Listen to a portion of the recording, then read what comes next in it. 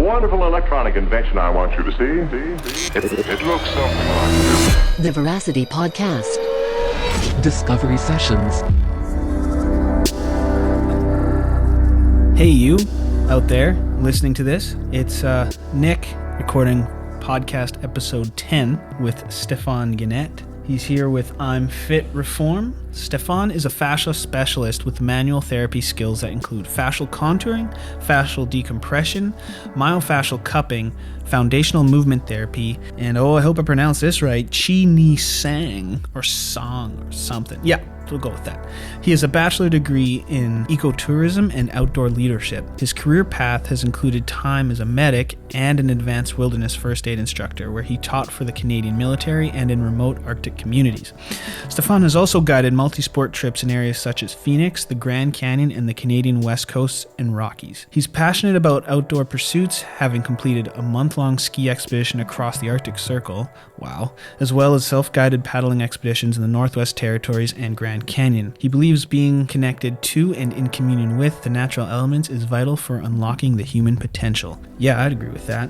Stephan's a solid guy. Every interaction I've had with him has been more than pleasant. He's passionate about what he does. He's a kind soul. He works hard. I don't know, he's really an inspiration. He's a superhuman, basically. In this episode, we go deep into the idea of human optimization and what's happening behind the closed doors of I'm Fit Reform. Stephan gives us a good look into the demographics they work with, from labor workers up to pro athletes. We talk about the characteristics of fascia, the united whole of the body. We go into spiritual, mental, and physical, and factors that cause inflammation. Those are just a few key points I can come up with off the top of my head while recording this very awkward and uncomfortable intro. But thanks for listening to the mouthful there. Let's get into it.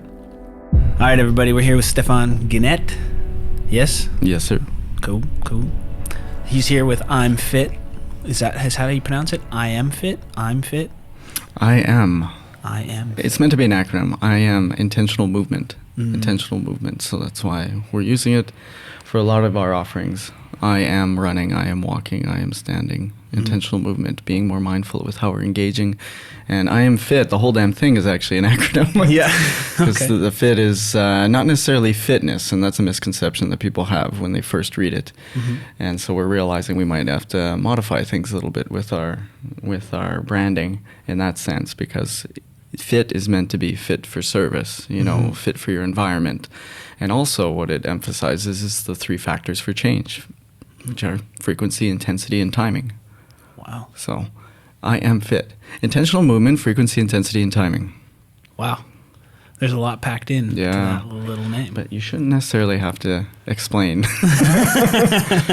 No, I feel like I got it. Yeah. I got it.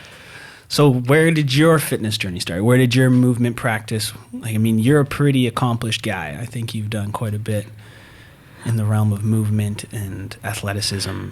It's always been a fascination with just how the body can interact with the environment. Mm-hmm. And where it really took off was actually in college. So when I was 19, I enrolled in a program, Ecotourism and Outdoor Leadership degree. And that's what introduced me to a lot of different mountain sports. And then I got to merge many of my passions. One of them was communing with the natural world in different ways.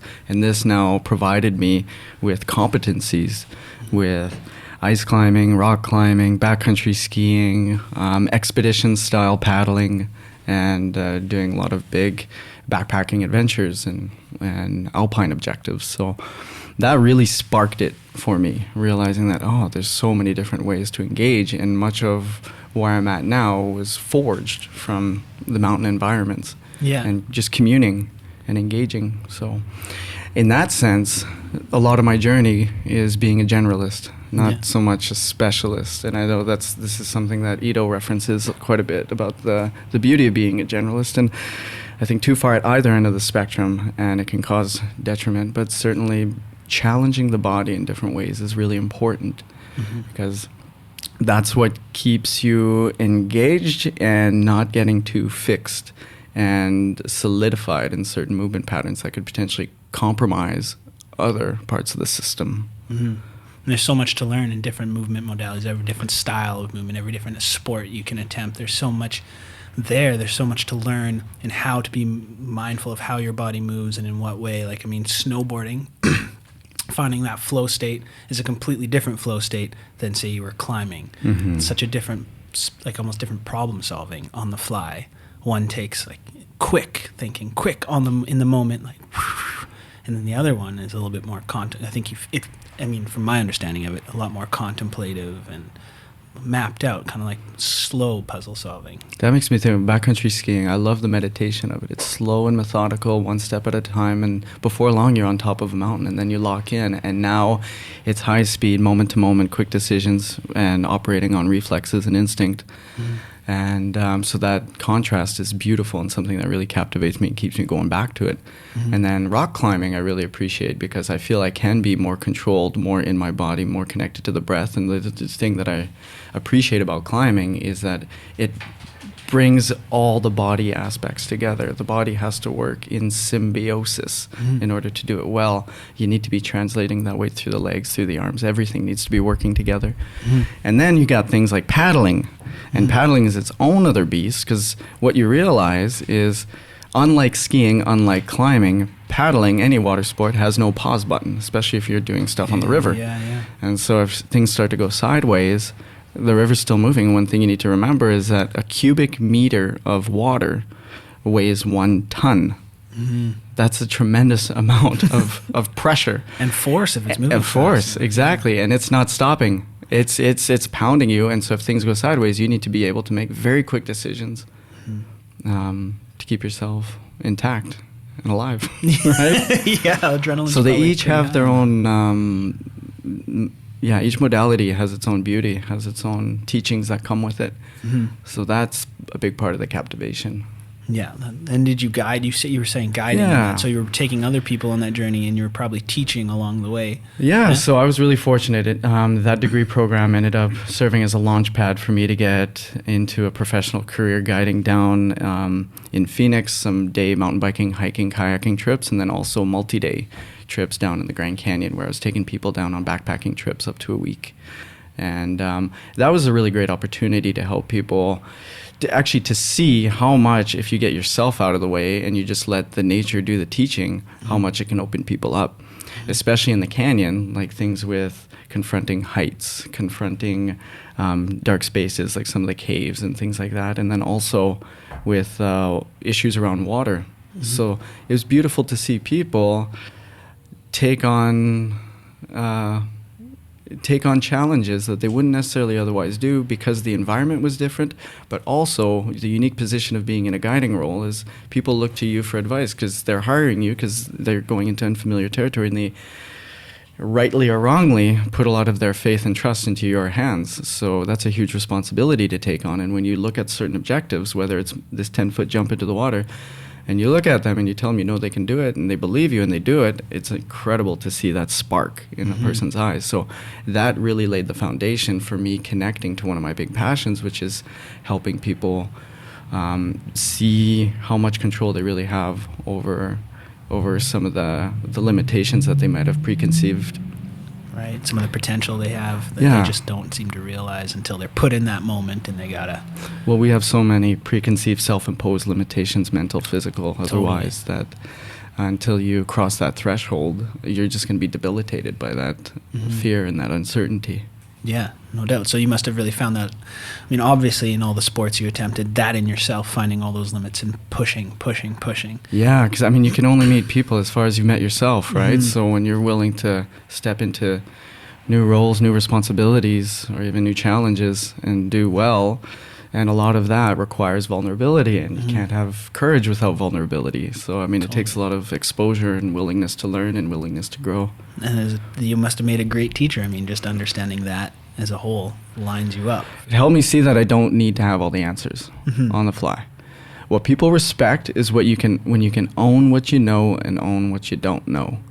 And when someone asks you a question and you don't know, step one, own it, but then follow up with doing your homework and coming back to them with an answer. Like especially when I would teach, because in a remote setting, there's so many what ifs. It's like, okay, well, do I really relocate this type of dislocation? Can I relocate it? Okay, well, what are the variables? How far are you from rescue? You know, in a front country setting, it's very simple. It's very straightforward oftentimes. But in a back country setting, you need to take into account a lot of other variables. So a lot of the answers to many questions start with, it depends. And then you dive into a dialogue. But if you don't know the answer, don't pull something out of your butt. Own it. But then go home, do your homework, and come back the next day with an answer. People respect that. And even if you can't give that exact person the answer, at least you have the answer for the follow-up. Absolutely. Happens again. Yeah.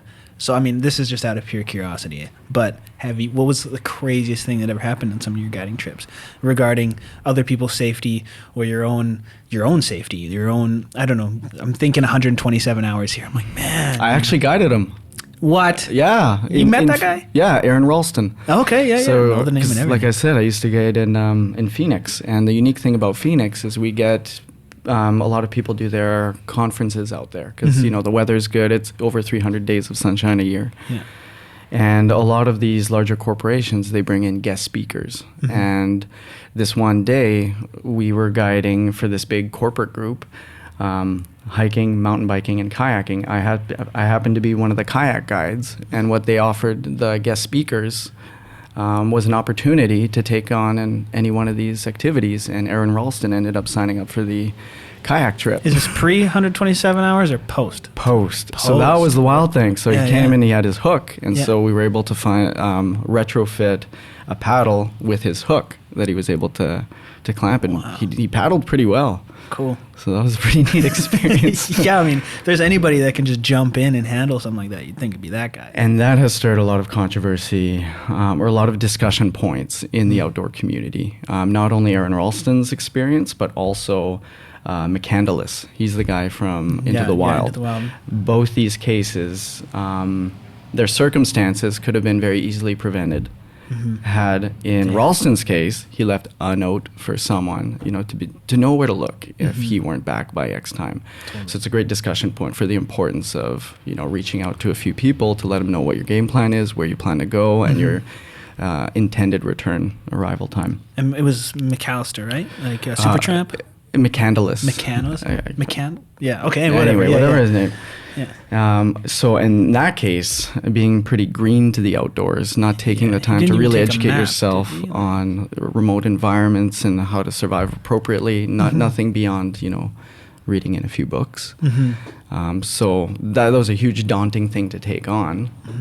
And yeah, again, could have prevented a lot of his mishaps with a little bit more knowledge and awareness. Yeah, a little bit more education. With all these journeys, you must have been feeling pretty in tune physically. It sounds mentally you were aware, and spiritually you were connected to the land. Was a big part of your getting in touch with the athletic side of being in the mountains and everything, just different ways to express yourself and connect with the land. Always showing respect. Yeah. You know, in one way or another, like you're a guest in this environment, and never be arrogant enough to think that, you know, you imposing yourself in this place and that it's going to care for you. It really humbles you going to the elements, because it shows you the importance of having objectives, having expectations, having intentions, but not making those intentions your expectations, and knowing that it's okay. You might have to turn around. And it also emphasizes the importance of communication, you know, with your group, talking about, this is our objective, but you know what? If things turn, these are some circumstances that could cause us to turn around, that's okay. Even if we're 200 feet, that's okay. Because otherwise, you're in for a world of mishap. Yeah, it's the same situation as just knowing when to not pull something out of your ass. It's like when to call quits, like when you understand the limits of your capabilities. Yeah. We can't go past this point. Noticing, and that's the other thing too, noticing the group and what their capabilities are at, or their level of understanding and competency is. That's right. You need to be able to meet everyone, no matter where they are on that spectrum. Totally. So, and, sorry. No, keep going. Yeah. And also recognize that just because someone's new at something doesn't make their concerns or their feedback any less important than someone who has a lot of experience. Because they have a totally different lens that they're looking at things with. Yeah. might shake you up, shake your own perspective up, and give you a little more insight as to something you might have missed as a vet that you just scoop over because you're just whatever. Like, this is my flow. I know it. Right, and this dives into the competencies, right? When you get into something, you're an unconscious incompetent. You don't know what you don't know, and you just go for it, and maybe you get lucky a few times. And then you become a conscious incompetent. You're at least now aware of the risks of what you're doing, but you still don't necessarily have the skill set. And then eventually you become a conscious competent. You're aware of the risks, aware of the equipment and how to use it.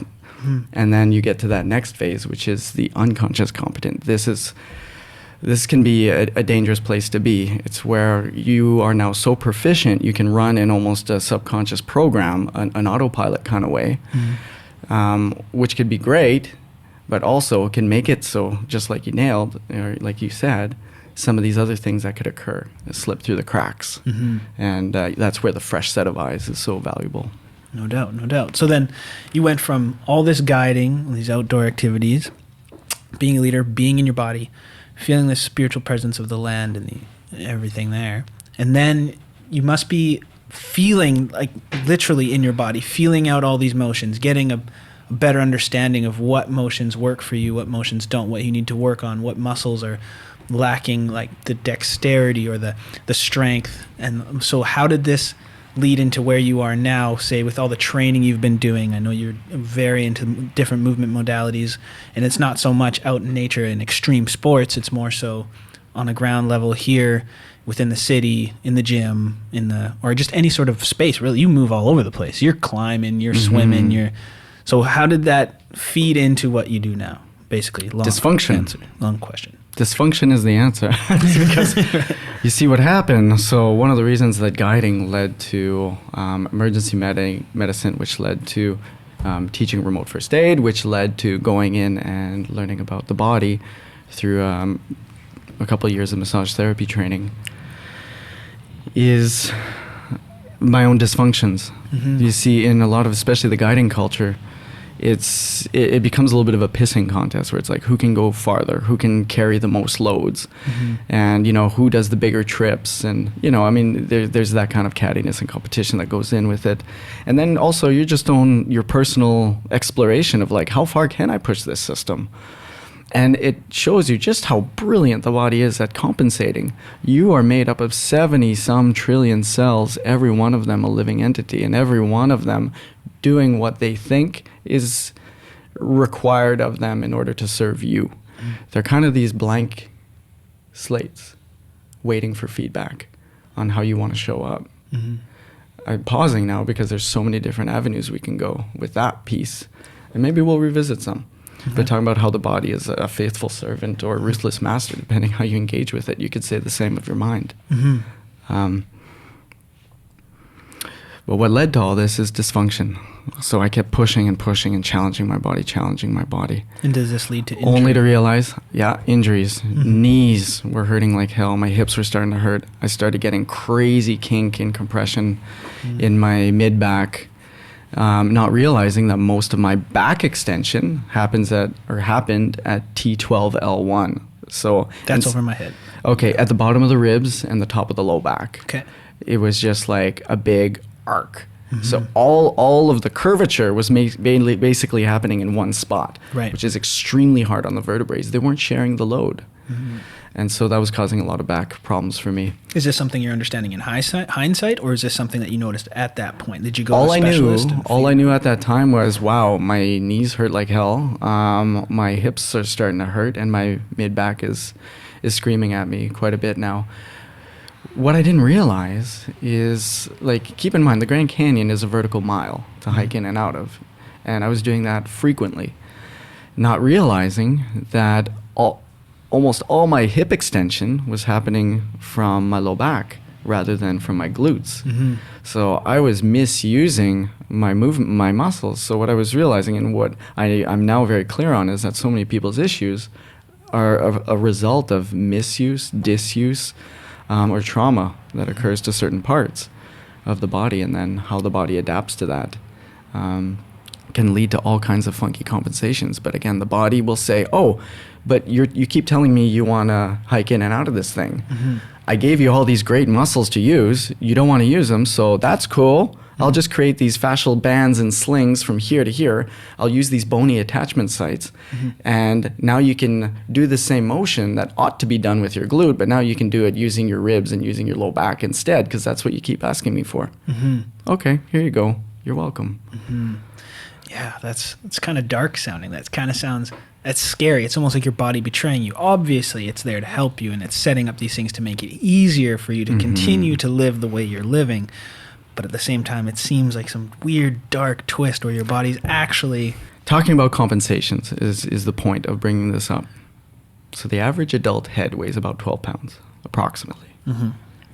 Now, every inch forward that it is out of alignment, a forward head carriage, adds approximately 10 pounds additional to the weight of the head because of the vector of force.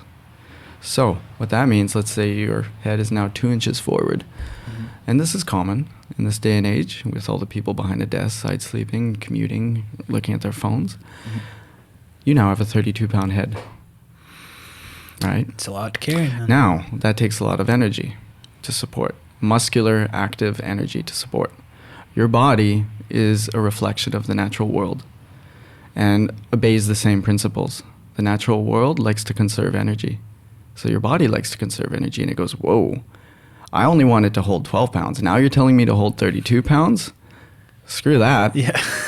Let's find a way to support you in a passive way instead of an active way and conserve energy. So what we'll do is we'll recruit the fascia.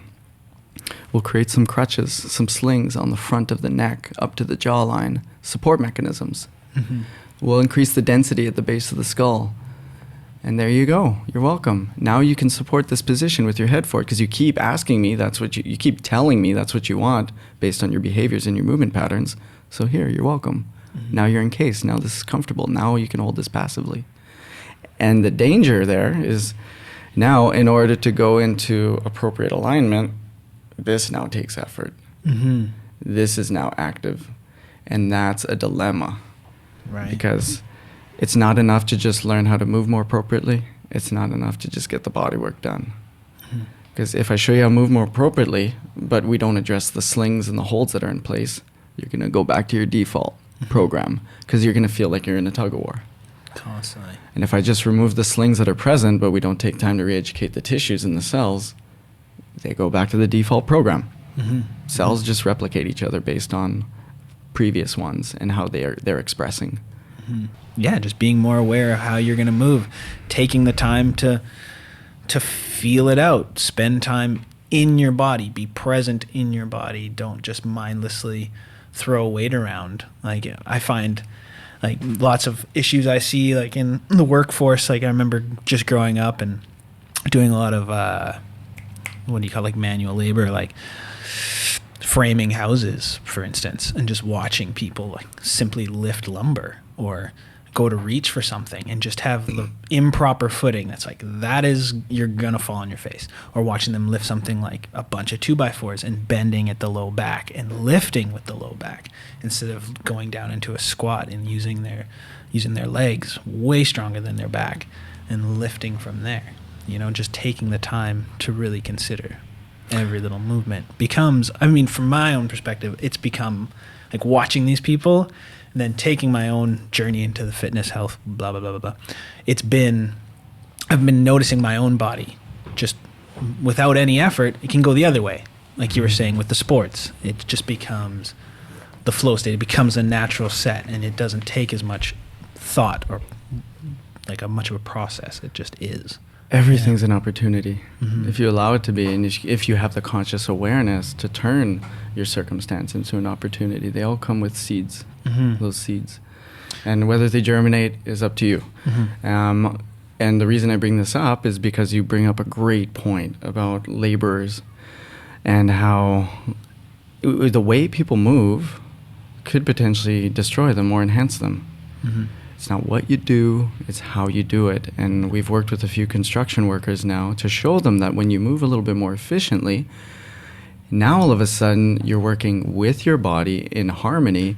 You're no longer creating unnecessary compressions because you're not distributing force in a more harmonious, balanced way, using your body not as agonist, antagonist, but as synergists, where you're now distributing more force through more structures. So this brings us back to many hands make light work. And so it's possible to have a really body-intensive job and go home at the end of the day and feel lit up by it, charged by it, rather than depleted and burnt out by it. Like massage therapy, for example, has a 3 to 5 year burnout rate.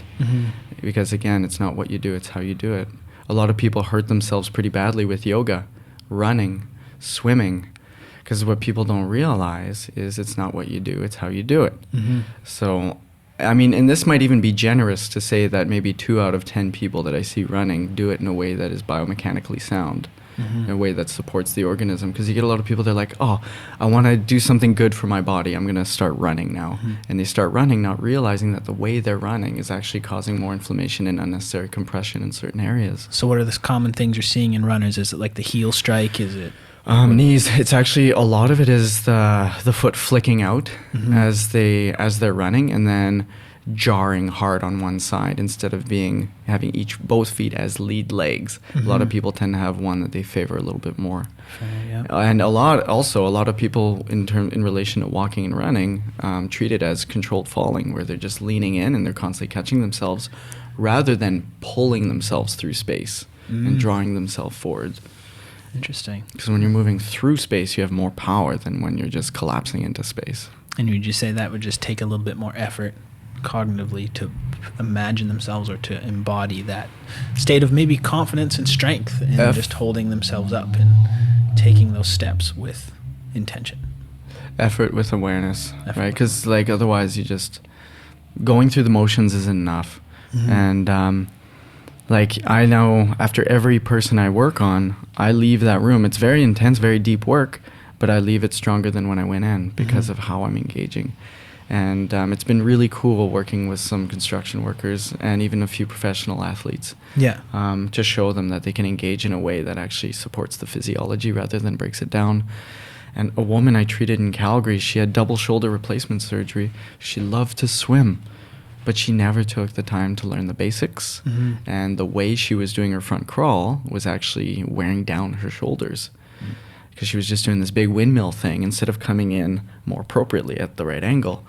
And there you go. She blew out her shoulders, thinking she was doing her body a favor the whole time. Maybe cardiovascularly, but not in terms of structural integrity. Wow. And you fixed that. So you guys... Yeah. So the way we fix these things is identifying where is there unnecessary compression throughout the body and then working through the tissues so that we get a more balanced distribution of force, especially through the joints. Because what you realize is a lot of people who think they might be weak on one side, it's not that they're weak, it's that because there's so much force moving through only one side or one aspect of the tissues, like on the front side, like let's say lifting something.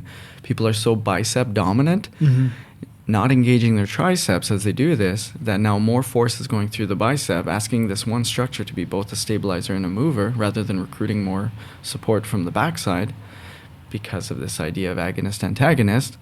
And so more force starts going through the joint spaces, and ligaments are the aspects of a joint that not only help stabilize and support a joint, but they're also receptors for force transmission and distribution. And so if through the ligaments they're registering that too much force is coming through one region, there's this mechanism called the ligamentomuscular signal. The ligament will actually shut down the muscle to protect the joint.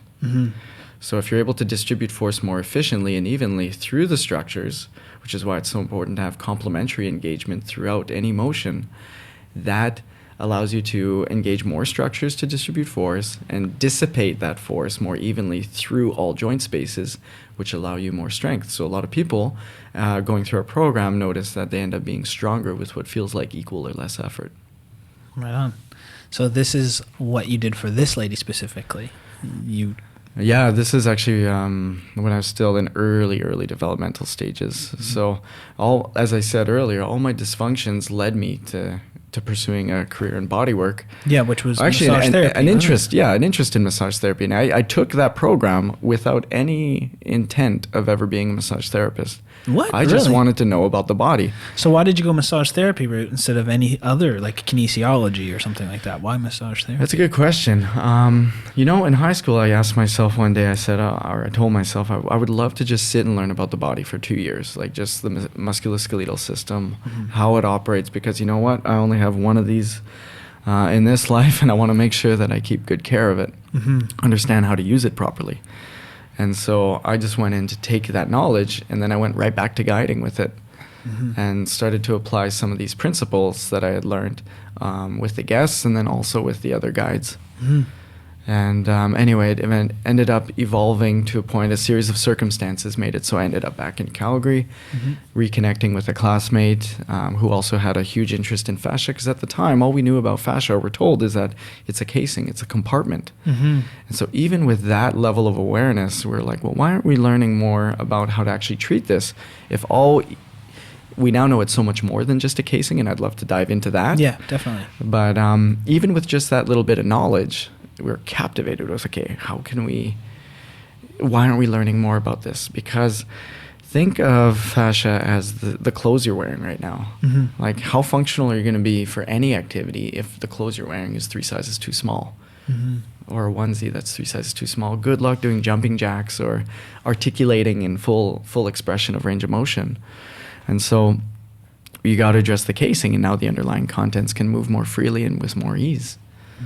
So that's where we put a lot of our attention, and we started learning a few fascial modalities. My business partner, he went as far as going into attending some of the international fascial congresses and also getting more specific training with actually attending some fascial dissection courses. We both studied various courses that were being offered internationally and started to connect the dots based on the current research that was coming out about fascia as a tissue, as an organ, as a system, and realizing, wow, it's actually so much more than a casing. It's a contractile tissue. It has that potential. And not only that, but it can change its morphology, meaning its density, so it can respond to certain stresses by becoming more supple or more dense based on what's happening from misuse, disuse, or trauma. And then not only that, this is the big one, it can even create new pathways, new support systems in the body. And you won't see that in any anatomy textbooks, because these are special to you, created by you, by your body, to help you continue to do certain movements in ways that it recognizes you're not using the rest of your body in a way that you should or could. So now with all this literature about what is fascia as a tissue system organ and system, what does that mean in terms of movement? What does that mean in terms of manual therapy? And that's the bridge that we're creating. Yeah, you guys seem like you're the forefront of it. You're really making, like, you're writing the textbook almost on how to treat, or like you've got some, obviously you've done some research, you have some knowledge to work with, but you're also like leaders in treating fascial what would you call it? Reconstruction? Restructuring, helping restructure, repattern the fascia. So the intentional movement is what we call our movement program or protocols. And is this following like an Ido Portal? No, this is back to basics. This is, at face value, it might seem like isolation, but it's learning how to isolate in a synergistic way, how to move through individual planes of motion synergistically with more than just like, let's say the elbow flexion extension, so bicep, tricep, understanding how to actually use them together throughout the whole range of motion, rather than one and in relation to the other, one after the other. And so this brings it back to foundation, and when you can understand how to engage more appropriately in that synergistic way, some really interesting things start to happen in your body.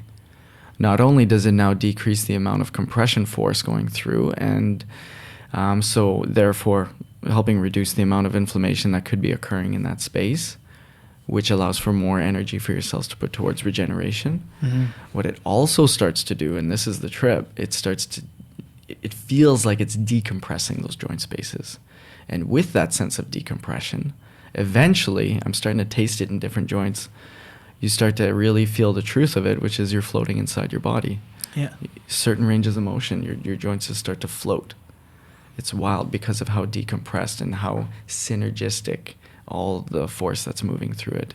So with the synergy, if you're releasing an area, if you're really working an area, say you're tight in your pec here, and you start to loosen this up, is it then, like, are you then capable of easily transferring that rehabilitation around the casing, around your entire body? Does it become a little bit easier loosening one spot and then finding it translates and starts to become a flow? Yeah, absolutely. And this is something everyone listening can do together. I want you to look down at your shirt and pick a spot on your shirt. Yeah. And just pull the material. And now what I want you to do is just start to twist it and wind it. Keep winding it, keep twisting it. Every twist represents a successive cell regeneration, because all your cells are constantly regenerating. Right. And one of the things with fascial cells is as they come and replace the previous one, they're going to gauge what the tissue density is using some things called mechanoreceptors. And then they're going to emulate that density and then enhance it slightly. So what we're doing here is, let's say we had a trauma or we got a sling and now we've got some scar tissue. Every time those cells replace, it's getting tighter and tighter and tighter. And if you keep twisting, look at where some of those tension lines are going. Yeah. You can see how maybe the appendix scar, the appendectomy scar, or maybe the C-section scar is directly related to tension in the shoulders. Yeah. So this is the mistake, especially with chronic pain, where if you go to someone saying, yeah, I always have pain here, wherever here is, and if they're just treating that, more often than not, this is the victim, not the criminal. So where you're feeling it is pain from compensation. Right. So like going back to this example, if I'm twist, yeah, you can see how my shoulders are hurting. But it's not until we address the root of that dysfunction, the scarring that's occurring lower down, that now you start to get the freedom in the shoulders. So as long as you keep just getting your shoulders work or your neck work, upper traps is a common one for a lot of people. They say, yeah, my upper traps are sore. Of course they're sore. They're stuck in a tug of war. They're the ones that are throwing out all these slings to try and support and pull your head back and keep you upright. The real things you got to calm is the tissues on the front of the neck, on the front of the chest, upper chest, because it's all this stuff that's pulling you down. Gotcha. So how do you address that? How do you find that spot? Like what you guys do is find that spot and obviously work it out, yeah? Yeah, the 3D body scan is one tool. Okay. The visual assessment is another tool. And then palpation, so our fingers, we're just feeling the tissues. It gets honed to the point where it's like right in your face. It's like, oh yeah, there's the band, and I'm going to follow the band. And it leads you right to the source. Okay. And that's a cool thing to do with people when they come in, because a lot of people understand this concept that, yeah, I've been told that if I hurt here, it's probably somewhere else. And we show you where that somewhere else is, because we'll go there and say, okay, here's your pain, let's track it. Right. And oftentimes, we'll go right to where that sling is rooted in. And then with the therapy, the way we've developed it, it allows us to basically alleviate those bands, remove them. So now the tissue, the cells are in a state that they're now willing to be re-educated. Yeah, it's like newborn baby status. Like you at zero, you can restructure and reprogram, which is where the movement comes in. That's right, and that's why the two have to go hand in hand. One unlocks the tissues, and now they're supple and compliant and ready for a new program. Because if you continue with the same program, if you have it loosened up but you don't learn how to move, obviously you're just going to slowly go back to old habits. You got it. Gotcha. You're always going to be operating, because it's been said through Dispenza, but also through Bruce Lipton, that 95% of your day is in running on unconscious, subconscious programs, right? Because there's so much to take in any moment that your conscious brain has to be very selective of what it's going to put its attention towards. So that's why a big part of what we help people with is bringing more awareness into the little things throughout the day. Because one of my favorite quotes is, drip, drip, drip, water cracks the stone. It's the little things done consistently. So I put a little bit less emphasis on gym stuff and more emphasis on pay more attention to how you're standing, how you're walking, how you're sitting, how you're driving. Because that conscious awareness, coupled with the right tool on how to correct, is where you're going to get significant change, long-term change. It's not what you do, it's how you do it. Because a lot of people I hear now saying, oh, I love my workplace, we have stand-up desks now. Great. How are you standing? Yeah. Are you posting on one foot the whole time? Are you dumping at the hips where you're creating compression in the low back and the belly's just kind of like hanging forward? Because that's going to create all kinds of dysfunction. You might as well sit down. Yeah, right. So it's not what you do, it's how you do it. Do you think, I've heard that moving continuously, just a little bit is always good. So say you're sitting in a desk all day, and then you decide to ditch the seat for a second, stand up and work at the desk. Then you maybe, for instance, in my house, I don't have a couch. Just have like a memory foam thing in the corner, a bunch of pillows around it, and that helps me move. I can't sit there in one position forever. I get up, I pop in a squat, and then maybe I'm sticking a leg out, even just sitting and sticking one leg out and stretching a little bit into it, moving and switching into another leg, moving that forward, or both, or just moving just slightly and not getting locked into being couch locked basically, and just this is my position for 2 hours. Yeah. Is that a thing? Well, what I encourage you to do too is with where you keep your food, if possible, keep some of the things you're using regularly down low or up high. Keep challenging yourself to go through those full ranges.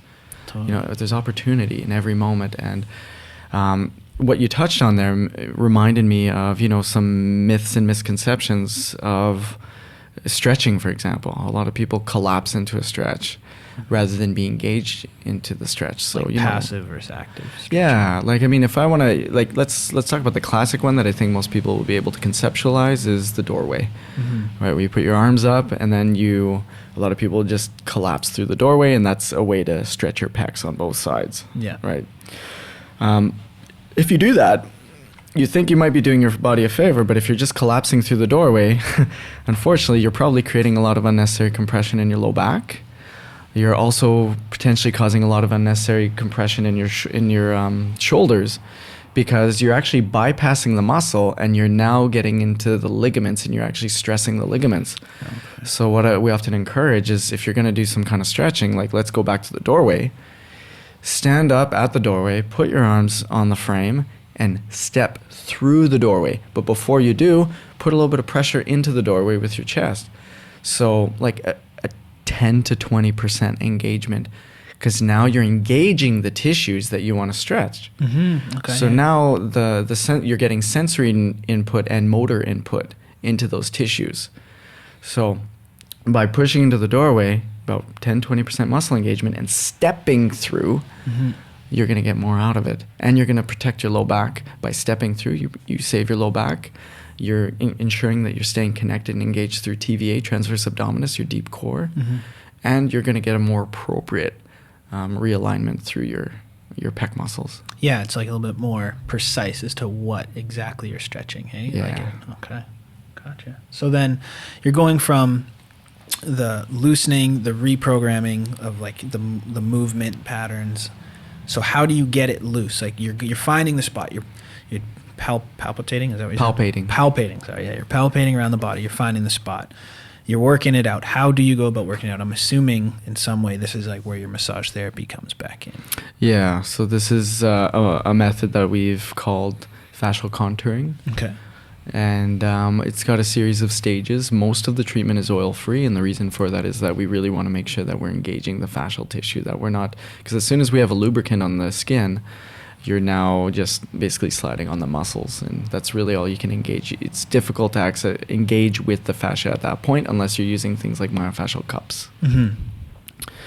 And we use a series of, there's a lot of compressional forces and a lot of tensional forces, so pressing down and lifting up.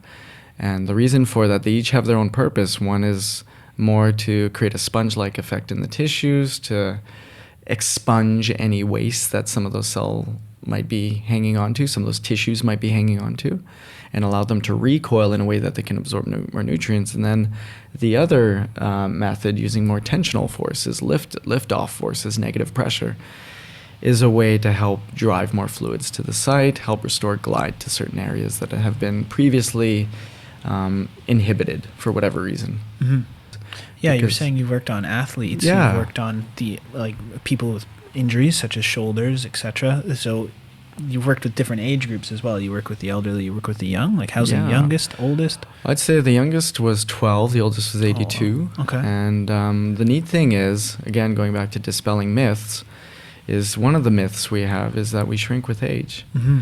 And one of the things we're here to show is that, well, that doesn't have to be the case. A lot of people shrink with age, or what they think is shrinking with age is shrinking as a result of disengagement and misengagement, more often than not through the core. Mm-hmm. And when you disengage through the core, you have to realize that there's still a lot of gravitational force coming down on you. And so that force has to be distributed elsewhere, so it goes to the low back. Mm-hmm. And your body compensates by creating more density and thickening in the thoracolumbar fascia, and the fascia of the low back becomes denser and thicker, and over time more compressive. And a similar effect occurs in the neck. So some people, the reason they shrink is because of the neck or the low back, or a combination of both, getting really compressed from misengagement, disengagement. Pulling you in, pulling you down. Yeah. It sounds like you get trapped in your own body. Yes! It's like your body is just like screaming for help in a way, but you're just not awake. So many people have an experience of feeling their body as a prison. Mm-hmm. And not seeing that, it doesn't have to be whatever state you're in, it doesn't have to be your sentence. The cells are always listening and willing to respond. Mm-hmm. And so that's been a really cool thing. The one guy we recently put through, he said, at 54, I never thought I'd be the tallest I've ever been in my life. Jeez. Because we were able to alleviate some of the compressions through his back, and then get him to understand how to actually engage the core muscles in a way that's eccentric, in a way that's decompressive. Mm-hmm. I feel like there's a lot of people who think, based off of some people I know and work with, that it's too late to do that rehabilitation. Like, I know a guy who's a more hardworking person than like some 20-year-olds I see. Well, most 20-year-olds I see, to be honest. It's kind of sad, but yeah, he's just an animal, and he's not as willing to get into things like yoga or massage. Like, he went for massage and he was like, it hurt. I didn't like it. Yeah. It's like, well, it probably hurt for a reason. You need to follow through. It's not too late. And it's just like, yeah, whatever. I'm just going to die this way.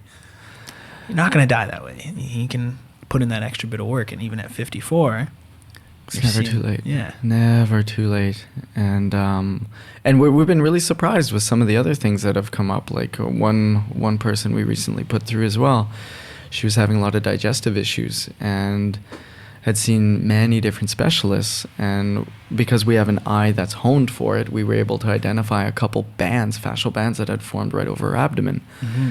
So by addressing these bands and alleviating the grip that they had on the body, Where they're kind of like crushing your internal organs. Type yeah, thing. Wow. a lot of her digestive problems went away as a result. Mm-hmm. See, most people are spending a lot of time collapsing the mid-body. I'm doing it right now, the way I'm sitting. Yeah. A lot of people do it the way they're driving, and we disengage and collapse when we look at our phones. Yeah. We need to realize that there's a lot of structures here in the mid-body, digestive organs, Mm-hmm.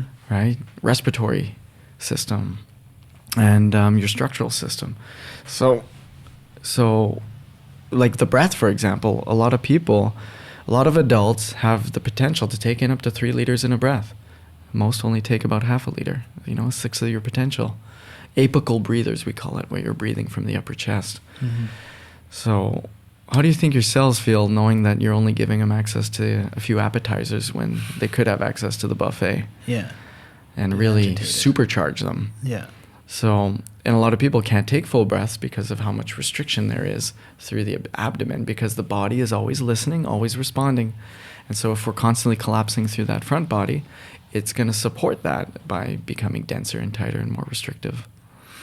The effects of, like, they were not growing, but they were extending to their full height, feeling taller, and maybe healthier than ever, stronger than ever? Absolutely, because then once you start to engage in your body in a way that's more decompressive, that's more expansive, because this is something to keep in mind, you're actually floating inside your body in a sea of tension and compression. And that is a beautiful concept to start to bring into your awareness, that you're not a series of structures stacked one on top of the other, like we view on a lot of the skeletons, you know, that you've seen in anatomy classes, things like that. You're actually floating. Everything is meant to be dynamic and morph, have the opportunity, the possibility to morph in different ways. And so with that awareness, you can already kind of start to feel a sense of decompaction, decompression in your joints. And the other piece to be aware is that, you know what? There's no such thing as separateness inside the body. Yes, one of fascia's roles is to separate all the different structures from each other, but also, very interestingly enough, another role of fascia is to unify every single structure to itself. Everything is one sealed continuum. There's no such thing as layers, for example. It's just different, it's shape-shifting, different forms, different densities, different qualities of tissue.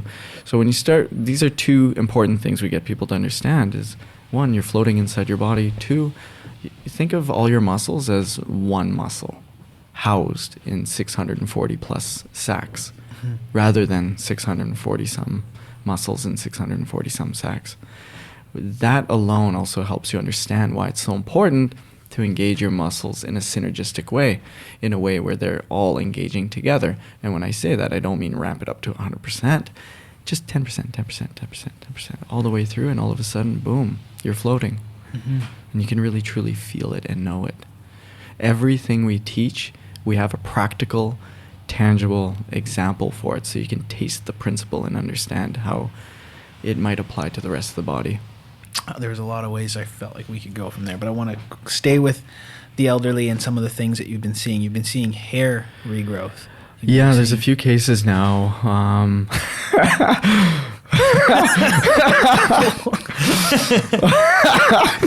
I'm laughing because you keep saying elderly, but it's not something exclusive to elderly. Totally. But especially so because one of the first people we realized this was on my business partner, Phil. He's 52. Sorry, Phil. Sorry, Phil.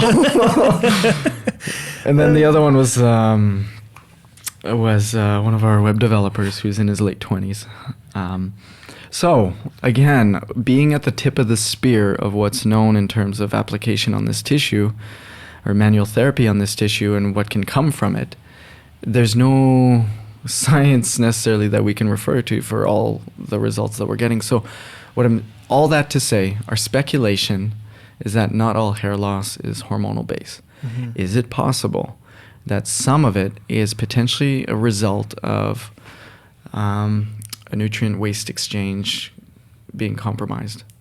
So if we look at the back of the neck, for example, so all the tissues of the body need to be nourished, and so if it's now harder for nutrients to get up into the scalp because of excessive compression happening at the base of the skull from the forward head carriage that a lot of people are succumbing to, now it's harder for nutrients to get delivered to the scalp, which also means that it's harder for waste to get removed from that area, which now means that that waste is accumulating.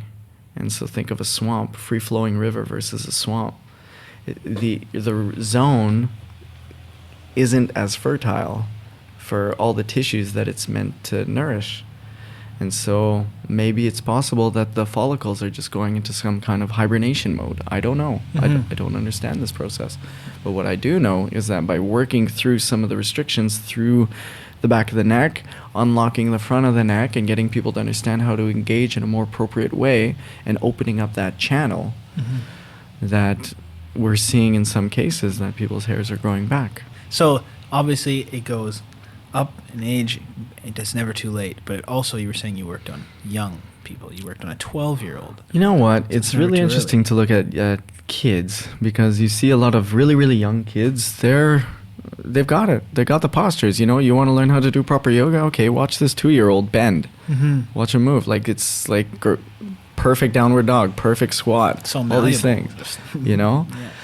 I think where things go sideways is puberty, for a few reasons. Now your body proportionally is, you know, you're having to get accustomed to new proportions in some cases day to day to day to day, or month over month over month over month.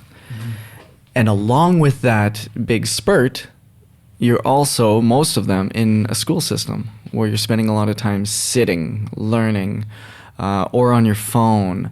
One of these younger kids that I was treating, I was mentioning to him how I was trying to be more aware of how much am I actually using my phone.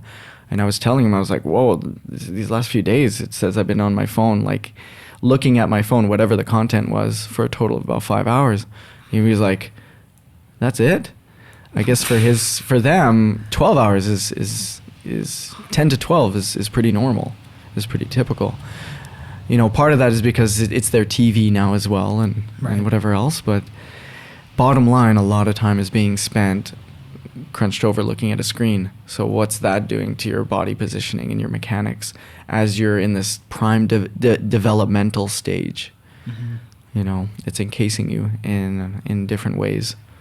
So it's even at a young age, it's not more like your fascia isn't more malleable at 12 years old than it is when you're 54 years old. Oh, it is. Yeah, it is. Yeah. Okay, it's more malleable. It's more receptive. Okay. It's more compliant, more willing to change. Okay. But it can still trap you. Even it can still trap you at that because, again, your body is just responding. The fascia is just responding to whatever it thinks you want.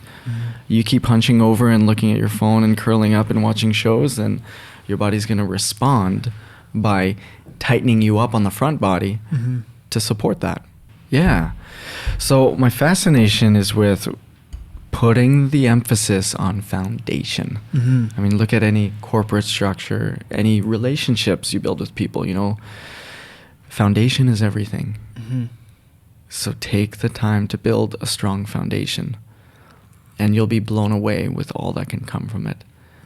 One analogy that one of my business partners, Ryan, uses a lot is we're like be Chinese bamboo. I don't, rightly or wrongly, I haven't ever done my due diligence on it, but the story he shares is that you water it, you do all the right things, and for 5 years you might not see a damn thing, even though you're doing all the right things. And then all of a sudden, once it really takes root, it'll start to come out and pluck through the surface, and then once that happens, it can grow up to 3 feet a day. So it's gonna take its time, but when it's ready to shine and ready to come out and emerge, it can do very quickly, very high, with stability, because it's taken the time to build that foundation. And so my personal fascination, where I'm at with my journey, is on putting more attention on foundation of movement patterns, foundation of how to actually fully articulate, meaning move through range of motion fully for all of my joints. In a way that all the tissues are communicating well and efficiently, and allowing them to engage in a way that gives me that sense of decompression, that gives me that sense of floating. And with that, then overlaying momentum. So I agree with, a lot of concepts that say, just move. At first, just move. You know what? Just get out there, just move. But there comes a point where you have to start to be more mindful of how you're moving. So a big emphasis for us is removing momentum, so that you can actually engage fully through the full expression of the range of motion, slowly and controlled, creating resistance as you go, to educate the tissues on how to work together. And then from there, now start to overlay momentum. Because now when you're going to do certain movements with momentum, you're going to be doing it in a way that's using proper sequence of engagement through your whole body, instead of having to ask your body to create a sling for you that over time will become very compressive and dysfunctional. And unfortunately, that's what you see. Not to knock the industry, but some people with CrossFit doing kips is the main picture that I keep seeing in my mind. These quick kips to get up. Well, if you're not engaging the muscles properly and you're skipping key engagement points, your body's going to compensate and say, hey, you're telling me this is what you want to do? Great. I'll accommodate that by creating these anchors from here to here, these slings from here to here, to support you wanting to do that movement. And over time, those slings just get tighter and tighter and tighter and start to compress all overlying tissues more and more, to where they create all kinds of dysfunctions and inflammation in the body. So that's where I put my attention. So like I said, I did get involved with the Ninja Warrior circuit last year. And I didn't put focus training on Ninja Warrior. All I did was continue to put my emphasis on our intentional movement program, on really making sure my body knew how to communicate effectively. Just to kind of prove to yourself. It was proof of concept. Yeah. Yeah, I wanted proof of concept to know that, okay, is there merit? Is this valid? Is this good? And what can come from it? Mm-hmm. So I got on the circuit, and long story short, I ended up getting third at the Canadian Championships. And leading up to that, I did attend the Ninja Warrior gym. There's a great gym, Pacific Ninja Gym, that Brad owns up in Sydney. Yeah. And I went there, but granted, not a lot. It was maybe once or twice in the month leading up to these competitions. And so I got third, and the two people that beat me were 18 and 19-year-olds. They were both coaches at ninja gyms, one in Calgary, one in Vancouver. And I'm 34 at the time. Mm-hmm. And hardly training that stuff. But what I was training was foundation. Wow. Getting my body to connect and communicate properly. And it was amazing to see how my endurance was higher, my performance was higher. I ended up going to the Worlds. Wow. And so yeah, that's insane. Proof of concept. Yeah. And then I was like, well, what the hell? What else can I take on? So last year I also took on kayak polo, which is basically like water polo. So think of being in a kayak where you need whitewater kayaking skills, and it's hybridized with basketball and rugby. Mm-hmm. So full contact kayaking. Right. Just to see what's possible. Yeah.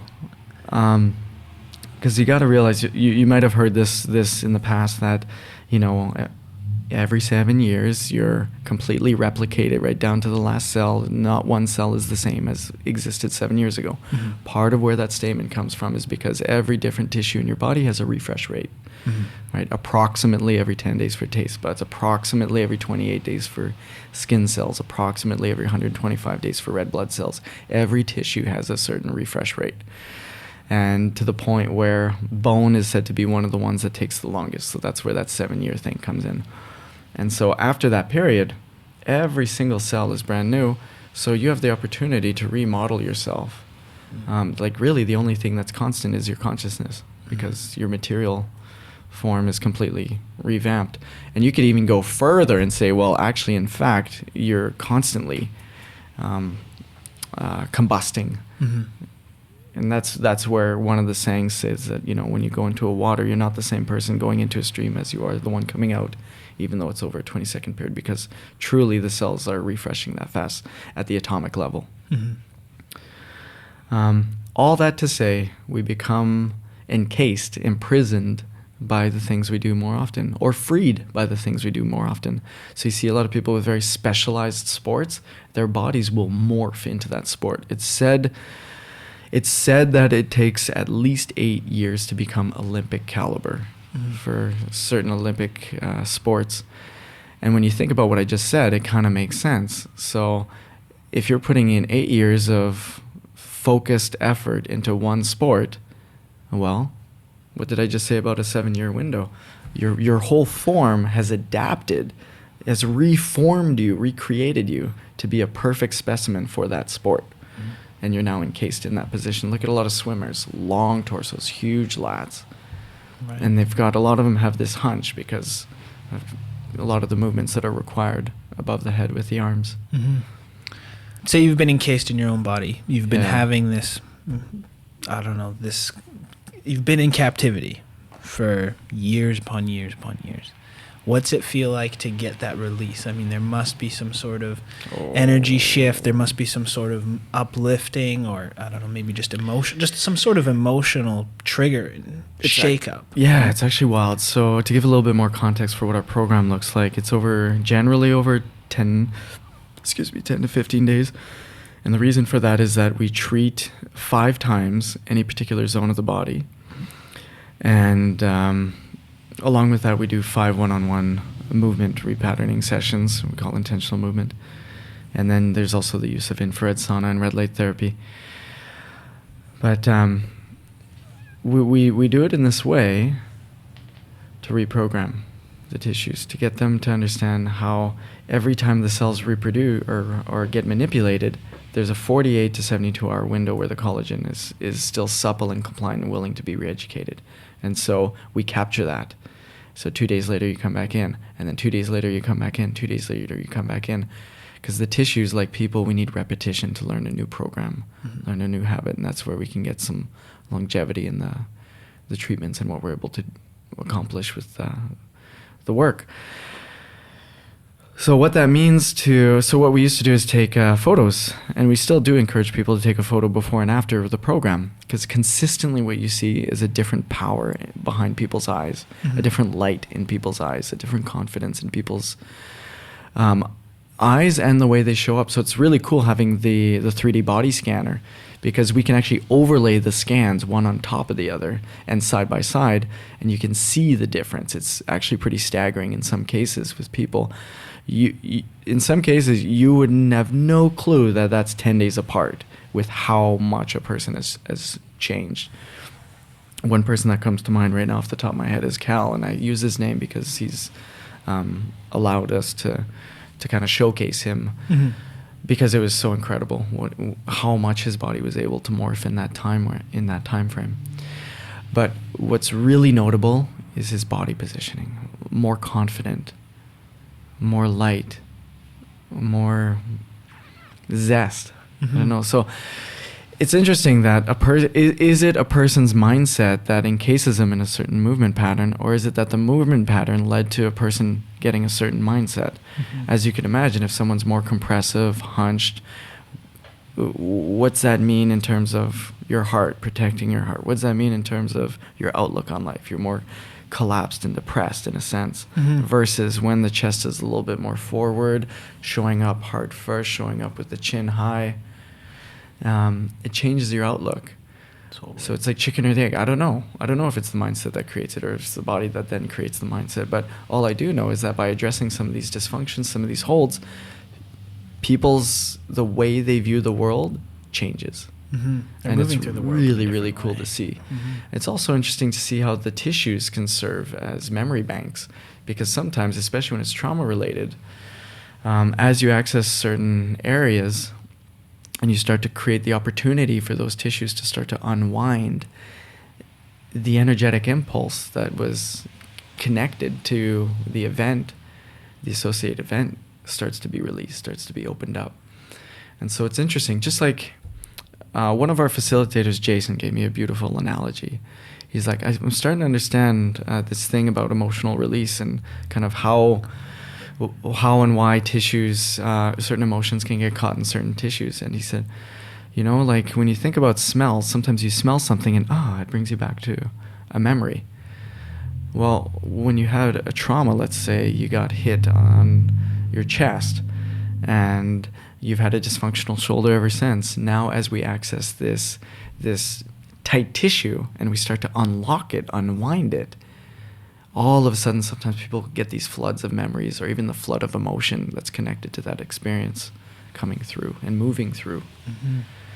And a common word that people use is they feel lighter after treatment. It's like, let's say you've been backpacking for days and days and days, and the backpack just starts to become an extension of your body to the point where you don't even realize you're wearing the backpack.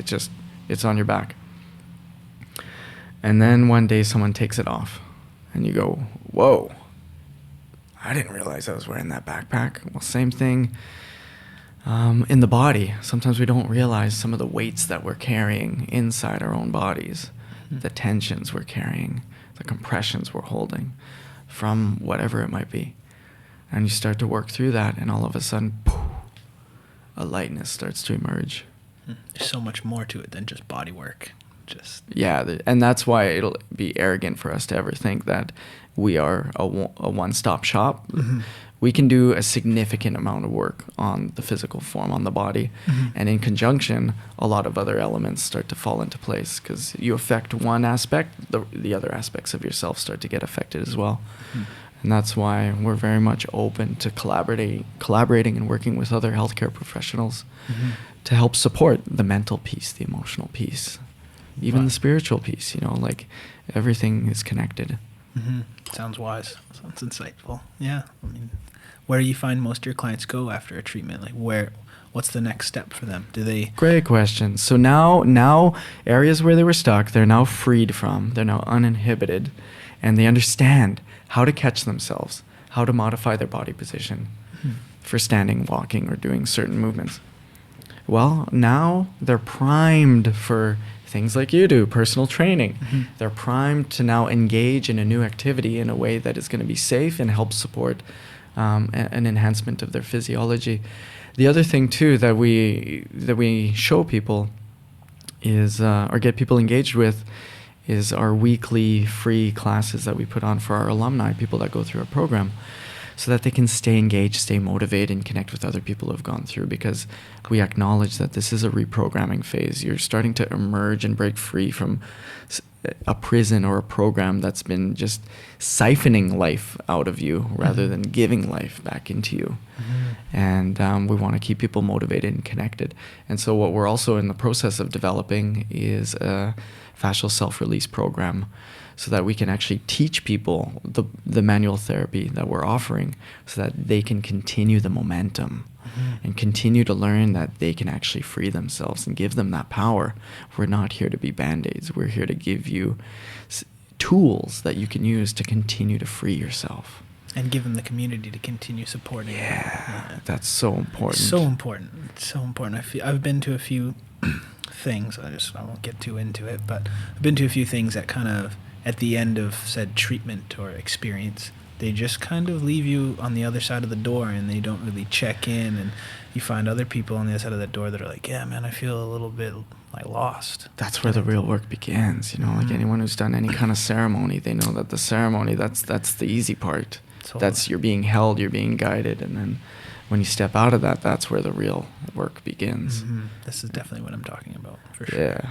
And that's why we've also digitized our intentional movement program. So it's subscription based up on Vimeo right now. So that all the movement protocols are highlighted in a 2-minute video, so people know how to engage properly through the range of motion, and then how to sync it all up. Because if you go through each video one at a time, you're like, okay, 25 different movements, 3 for the neck, 3 for the core, 11 arms, 8 legs. This is taking me like 45 minutes. And then we have a flow video at the end that shows you, no, you can actually do it in 20 minutes. And every week we offer free classes, like I said, so people can come in, so we can check in on them to make sure they're moving properly. Because again, it's not what you do, it's how you do it. Totally. So it's possible to walk and actually cause more inflammation and damage to your body depending on how you're walking. So we make sure people are still engaging properly through the movement protocols. And we're always updating. Again, it would be arrogant for us to ever think that we have it figured out, that our manual therapy method is dialed or our movement practice is dialed. There's always room for growth. We're evolving and learning from this entity that is Fit Health Innovations. We're learning just as much from it, and we're correcting and responding. So it's our opportunity too, having people come in to introduce new concepts. And we're actually going to modify this one this way now. And in fact, one of our classes is tomorrow night, and we're going to be introducing a couple new modifications to the program, to the movements. Beautiful. Do you find that the people are coming and revisiting, doing a whole nother program, say another whole 10? Yeah, at this point, we've been established here since June, and our marketing, our advertising has been negligible. It's been word of mouth and referrals, because people are really benefiting and tasting that there can be a different way to show up. And we often hear people saying like, this is a relief. I've had it in the back of my mind thinking that there must be a different way to go about engaging with my body, that I couldn't put the words to or the feeling to. And this is a great rehab. It's a great way to help establish foundation for anything you wish to take on. And just as I shared with you proof of concept being established with the intentional movement by taking on the Ninja Warrior, also we did proof of concept with our fascial contouring work back in Calgary, where we told people, hey, you don't exercise? Great. Keep not exercising. Your diet's crap? Great. Keep eating that way. Like, don't change a damn thing.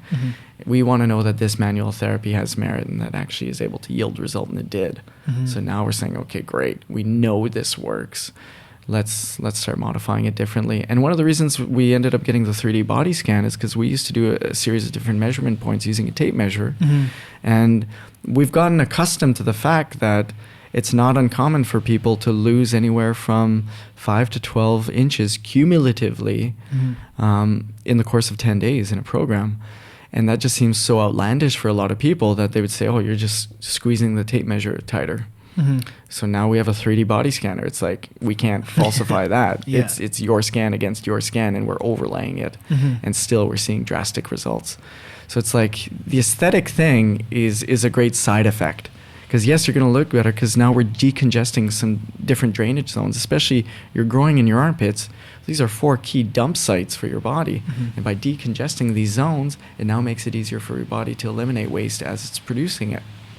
And with that, now moving forward, you understand how to engage more appropriately. Your body doesn't need to store any excess waste because it now has the gates to the dump that are open. And your body can just continue to eliminate more efficiently. So we see skin tone improves, signs of wrinkles go down. And as we talked about earlier, even hair starting to regrow. So aesthetic merits are a side effect. Pain and dysfunction goes down. That's a side effect of freeing the body from certain holds and getting you to understand how to engage in a way that's decompressive, more expansive. And then even performance, like we've had a pro wrestler come up from LA and go through the program, and he was letting us know that he was hitting some new personal records, and he's coming back up and bringing another wrestler in the next month here. Cool. And then even we've been working with some military personnel.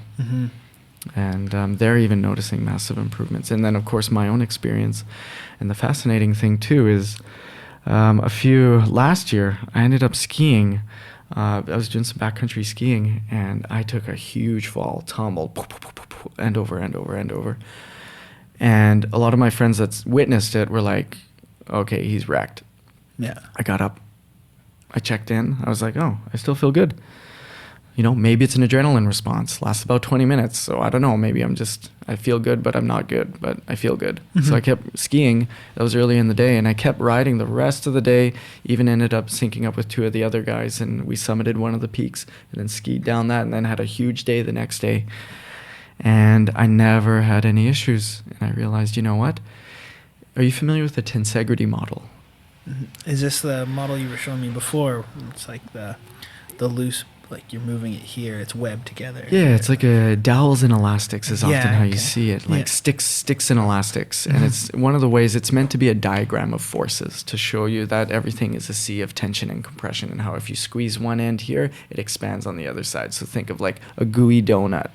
And if you squeeze one side, the goo might spurt out the other side. Or an Oreo cookie, a fresh made Oreo cookie where the filling's still super soft. But yeah, basically something that happens here is going to affect something over there because everything is connected. That's the point.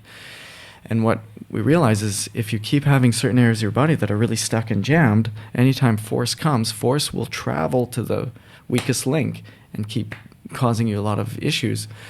Leading up to that trip, both Phil and I, because we've been developing this for about a decade now, these 2 modalities, we're doing a lot of body work on each other, and I felt like I was finally free. I was that loose and open, not loose, but I was this open, uninhibited tensegrity model. And so one of the reasons why I feel I was able to take that huge tumble and walk away from it is because force was able to just dissipate. And have you ever seen Black Panther? Oh, yeah. I felt like I had a kinetic suit. The force was coming, but it was dissipating through the body. It wasn't sticking or going to one area because it couldn't, because there was no longer any restricted spots for it to go. Right. Or speculation anyway. Phil also took a fall on that same break at a ski hill, and he got up too, and we shared our stories, and that's our speculation is, wow, maybe it's from all the body work that we were doing on each other, intentional movement, and it was able to help, because we realized this allows us to be significantly stronger with equal or less effort. But it also realizes, wow, we can actually dissipate force through the body more efficiently. And maybe this is connected to how we've seen it too with MVAs, motor vehicle accidents. People get in an accident at 20 kilometers an hour and are wrecked. and it takes months and months for us to rehabilitate them.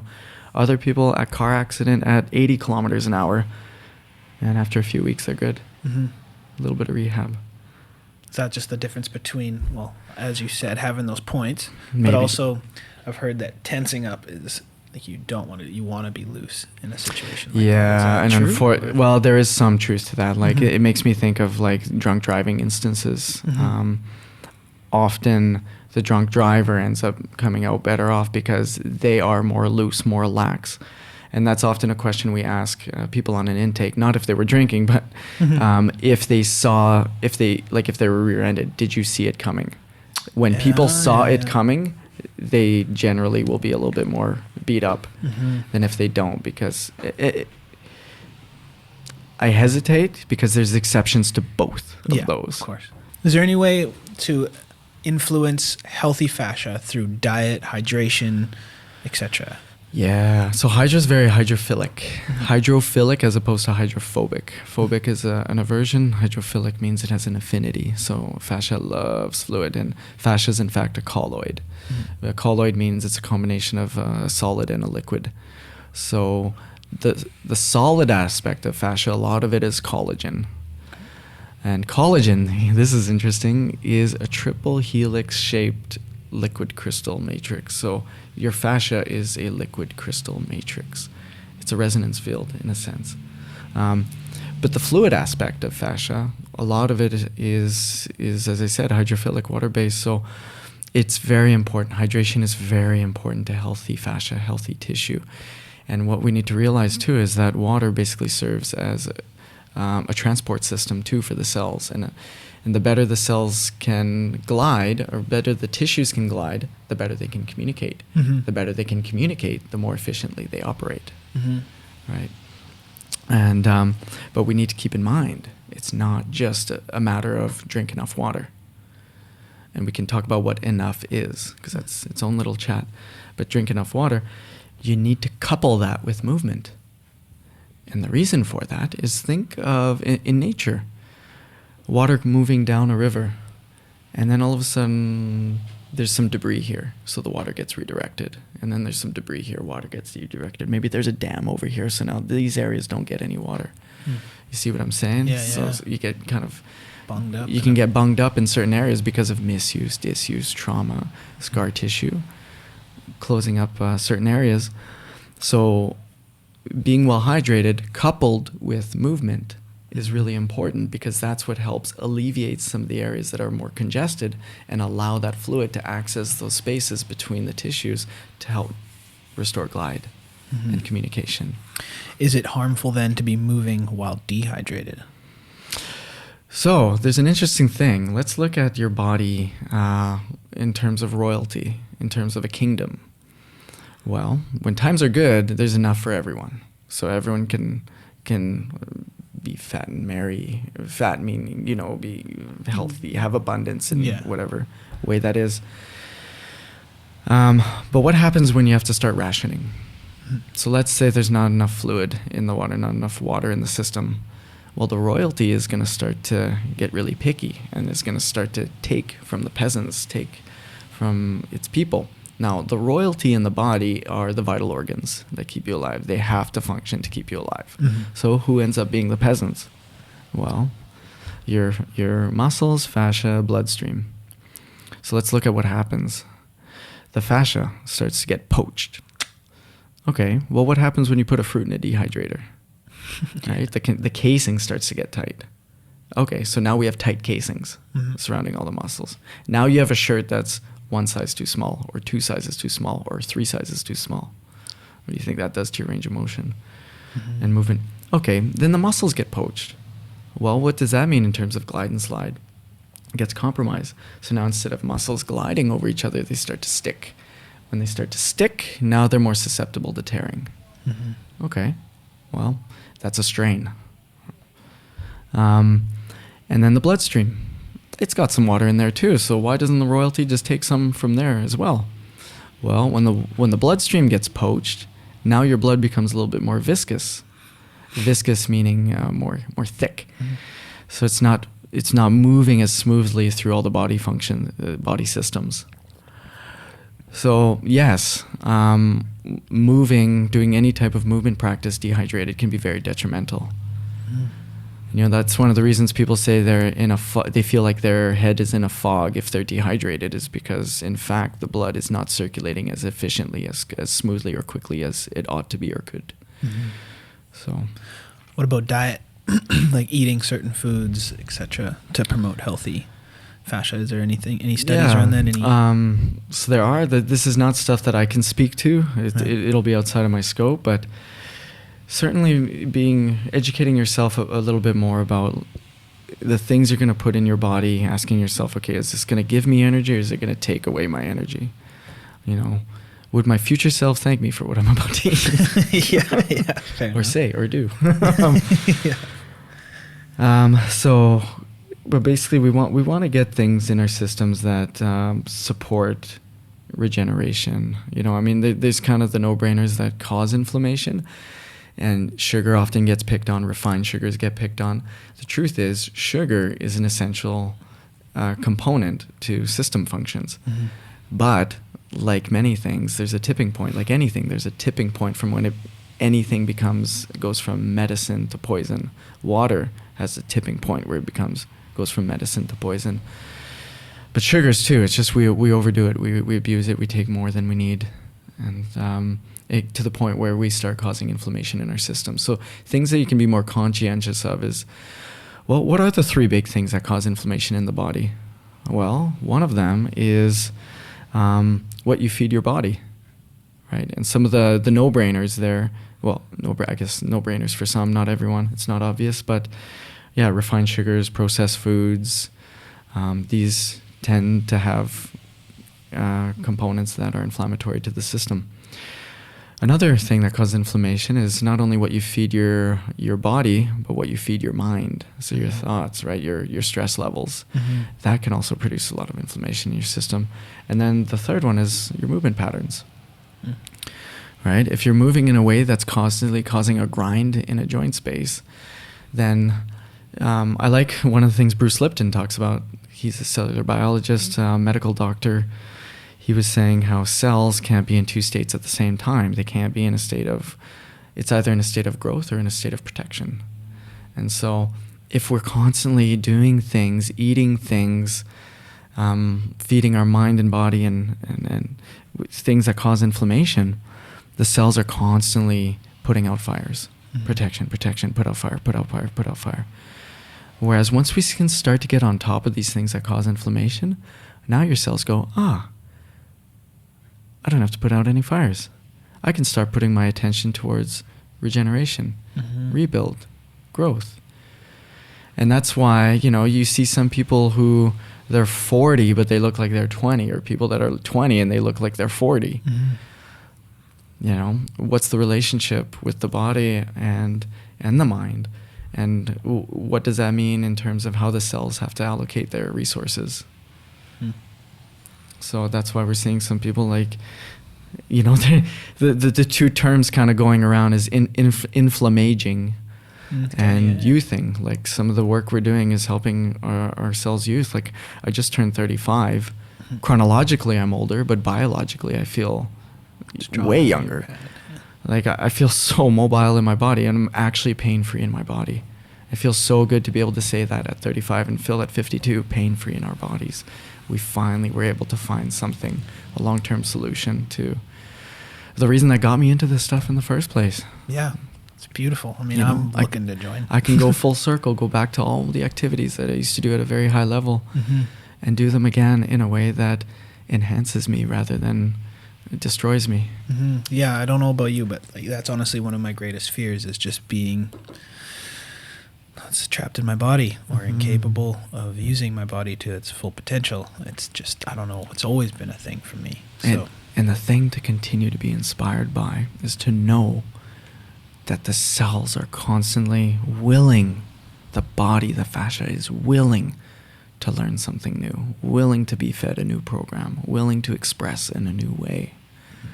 It just takes diligence, effort, consistency, drip, drip, drip. Water cracks the stone. Hell yeah. Well, what's next for you guys? What's coming up with I'm Fit? Well, we've got a lot of big visions. Expanding our offering right now, we have I Am Building the Foundation, which is our basic 25 movement program, and we're also now developing our I Am Moving program to help. Once you build the foundation, now let's integrate that into simple movements. And once you get that, okay, now let's dive into some omnidirectional, multimodal, dynamic stuff. And also self-care is a big piece that we're developing right now. As I mentioned, we're creating a fascial self-release program to help empower people on how to do this for themselves. So that's a big part, is continuing to refine our systems to make them more efficient, more effective, and continue to give people more power, more support. Right on. So what would you recommend to listeners to do before entering your program? Say there's somebody who can't necessarily make it down to Victoria to get into your program, or isn't in the financial situation to be able to afford something. Like some people don't go to the gym, et cetera, et cetera. Like, what's something that they can do to help themselves in that situation leading up? Again, you have opportunity exists in every moment. You have an opportunity to enhance your body when you're brushing your teeth, for example. Like, if it's possible for you, balance on one leg. Brush your teeth. You're already there for 2 minutes. Just do it on one leg. When that gets easy, close your eyes. When that gets easy, open your eyes back up and start squatting while you're doing it. When that gets easy, close your eyes and do it. When that gets easy, now start doing ankle rotations with the other side. When that gets easy, close your eyes while you're doing that. There's always a progression. There's always a way to challenge. When you're driving, start using your rearview mirror as your accountability buddy. Sit up, engaged, and readjust the rearview mirror. And don't touch it again. Now it's your accountability buddy. If you're noticing that you can't see out the rearview mirror, rather than adjusting it with your hand, recognize that it's because you're disengaged and slouching, and get back in the game. Right on. Sounds like some pro tips to me, man. Great. Yeah, honestly, can't wait. I'm definitely coming through eventually and make it happen. Yeah. I really, really want to see, get the fruit. I really want to see what you guys can offer. I want to feel it in my own body. I'm definitely feeling tense in certain areas, and I think this could really help. Yeah, I feel that. Yeah, man. So where can people reach you? Well, our website is iamfitreform.com, and to be clear, it's letter I, letter M, reform.com. We also have some handles on Instagram and Facebook. Again, it's iamfitreform. And those are the main access points right now. We do have a YouTube channel as well. And in our YouTube channel, it's predominantly testimonial videos that have to do with pain and dysfunction cases, performance, and also aesthetic. And we also showcase on our YouTube channel a look. It's an 8-minute video of what our assessment process looks like. Right on. And people can come see you right downtown Victoria. Yeah, we're downtown Victoria on Johnson Street between Douglas and Blanchard. Yeah. So we're right across from the Parkade, which is nice for people who live here and who commute, because that first hour is free. And our consults take 45 minutes to an hour to get through, so that's a bonus. Yeah. And we're essentially right next to the movie theater, that's Cineplex Odeon. Yeah, just on the back side. On the back side, yeah. Cool. Well, be looking forward to seeing my face there, man. All right. Cool. All right, I guess we'll park it there. Hey, hope you enjoyed that last cast. If you feel like subscribing, you probably should. Feel like commenting, there's a space for that. And we always love it if you share a little love. It goes a long way. We need that support. If you feel like being on the podcast, well, we've got a website. You can go to veracitypodcast.com. Head down to the bottom there. You can send us a line. You can give us your email. Just get in touch with us if you got something that's inspiring you at the moment. If there's something you want to share, something you're passionate about, we want to hear about it, and we want to share it with the community. Feel free to hit us up. Thanks again. See you next time.